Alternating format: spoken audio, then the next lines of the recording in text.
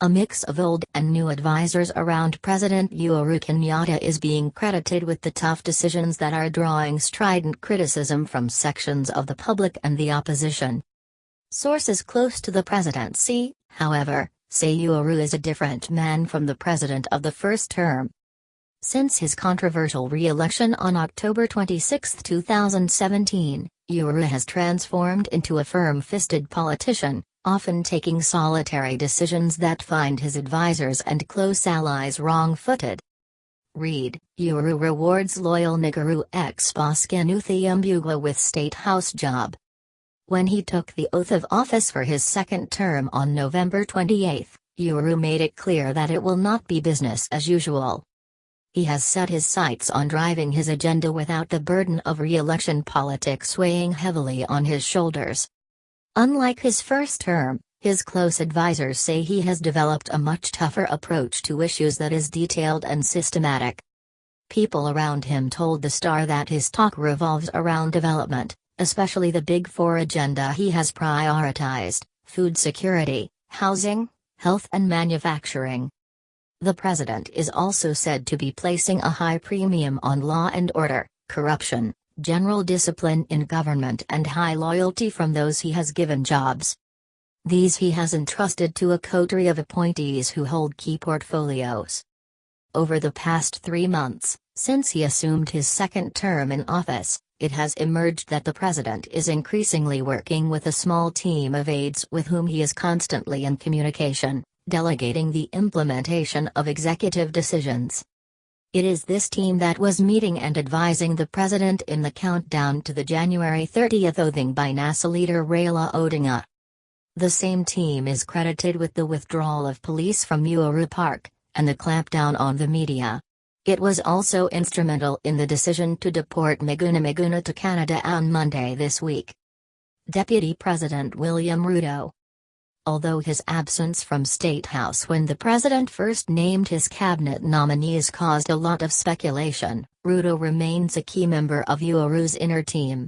He remains the principal advisor to the president and is by his side most of the time when he is consulting others or making decisions. Uhuru allows his deputy to deal with a litany of political issues and to drive his administration's agenda. In the last 2 weeks, Ruto has presided over crucial meetings aimed at jump-starting the Big Four agenda at his Karen residence. On Tuesday, he hosted governors for the Intergovernmental Budget and Economic Council, IBEC, and yesterday he met with the in-charges of the Ministries of Water and Agriculture. Last week, he also chaired another IBEC meeting before going to commission roads in Maranga. The constitutional second-in-command is a hair's breadth from his boss, and still enjoys the traditional chemistry that was strained by the cabinet appointments. To his credit, the DP has learned how to play along as he strategizes for the succession battle ahead. Justin Mutri. The National Assembly Speaker is a close friend of the president and worked for many years in KNU and in Parliament when Uhuru was the leader of the official opposition between 2002 to 2007. When Uhuru was looking for his new cabinet nominees, Mutri was among the people he was consulting. He, together with CS's Fred Mashangai, Joe Mucheru, Intelligence Director Philip Kameru and Attorney General Guy Thu helped the president decide the initial nominees to the cabinet that DP Ruto was uncomfortable with. The same team met and decided to withdraw the police from Uhuru Park and allow NASA to go on with their swearing-in ceremony last week, while the president was in Ethiopia. Mashangai, Kameru, Mucheru and some other senior government officials made the decision to deport Mbugua. Mutri takes care of the president's interests and executes his agenda through the Jubilee-dominated parliament. As chairman of the Parliamentary Service Commission and chair of the Appointments Committee of the National Assembly, Mutri is the president's gatekeeper in the legislature.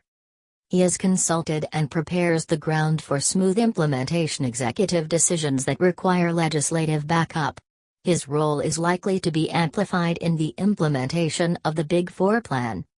Fred Mashangai, referred to derisively as the Super Minister by his former cabinet colleagues, The new Interior Cabinet Secretary has wormed his way into Uhuru's kitchen cabinet because of his abrasive and decisive style of prosecuting government policy.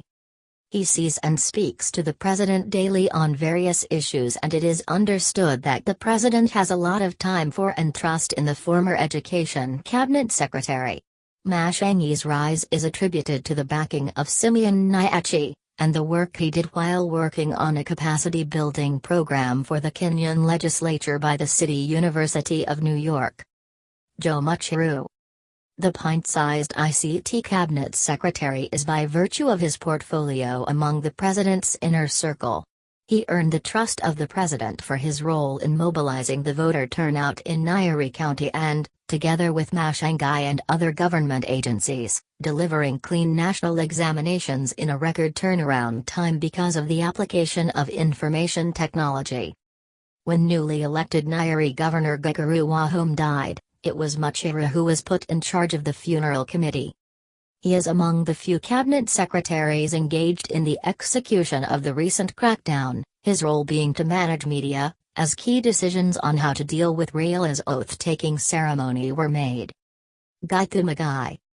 Although seen by many as a man on his way out, the AG seems to have regained the confidence of the president on legal matters.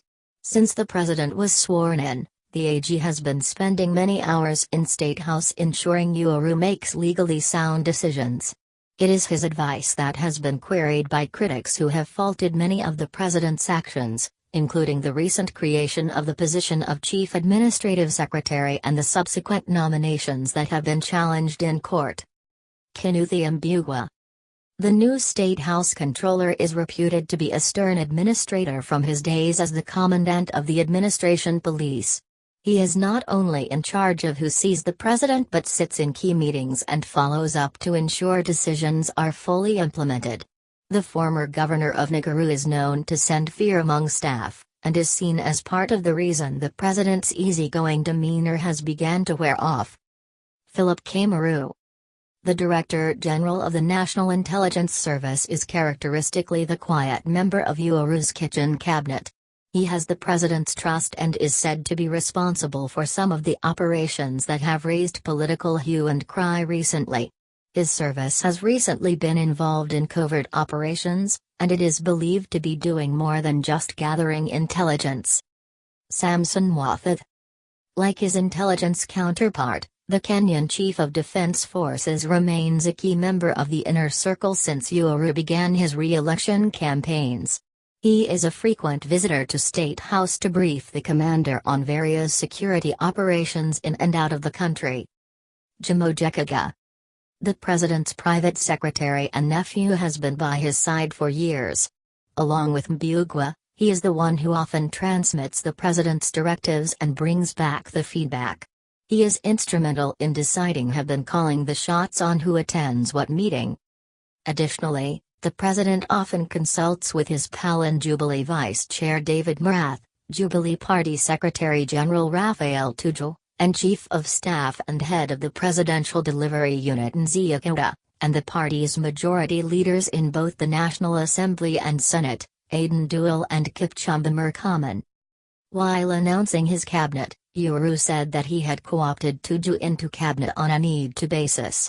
Insiders say this role will be key to ensure that the cabinet operations are in line with the Jubilee Manifesto and to align Jubilee MPs to the party position. The first signal that he will not entertain those who will not toe the line was the drastic action of whipping MPs from his Jubilee party to strip those who had defied his line up to be elected chairman and vice chairman of Agriculture, Labor, Environment and Broadcasting committees of the National Assembly. With the recent crackdown on the opposition and media, Uhuru immediately cut the image of a strong man, drawing cautionary statements from Western countries.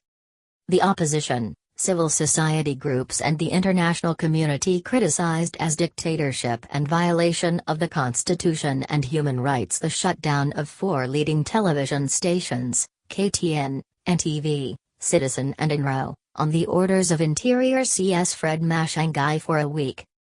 So was the treatment of the suspended Communications Authority Director General Francis Wangci, who was last Friday barred from accessing his office, despite a High Court order reinstating him.